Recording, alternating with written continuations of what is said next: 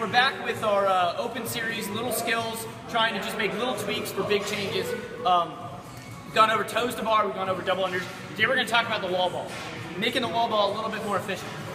Wall balls, again, very similar to toes to bar, or excuse me, to double unders in that you're going to get a lot of them, right? It's not going to be like, oh yeah, 15 wall balls and then move on to the next thing. It's going to be a ton of wall balls. So efficiency becomes key, right? One of the things that blows my mind when I see people do wall balls, right?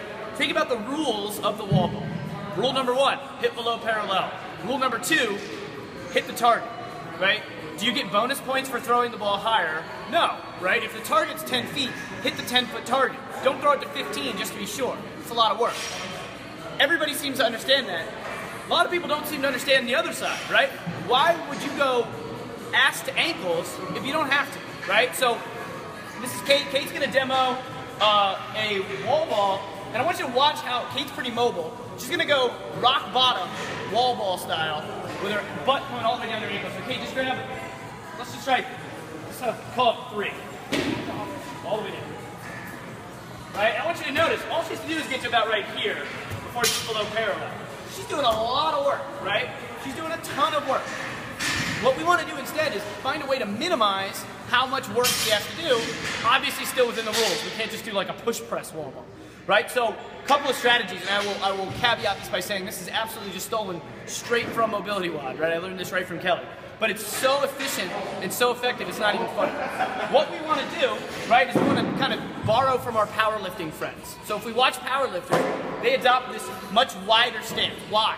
Well, one, you're creating a lot more tension. You're getting your adductors involved, right? You're getting this groin, right? This true groin in here involved in the squat, right? Your adductors are essentially a fourth hamstring, right? That's really all they are.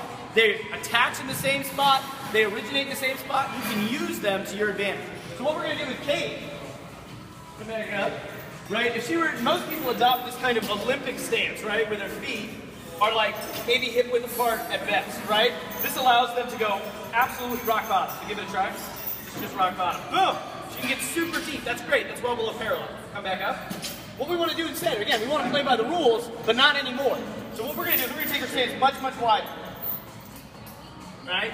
And then, Kate, I want you to go ahead and go the exact same squat as rock bottom as you can. And you see it's already a little bit less, right? She's not quite as deep. So, Kate, come back up. Can you go a little wider? Now go a little deeper. Right? So she's still below parallel. Now, here's the deal. Come back up.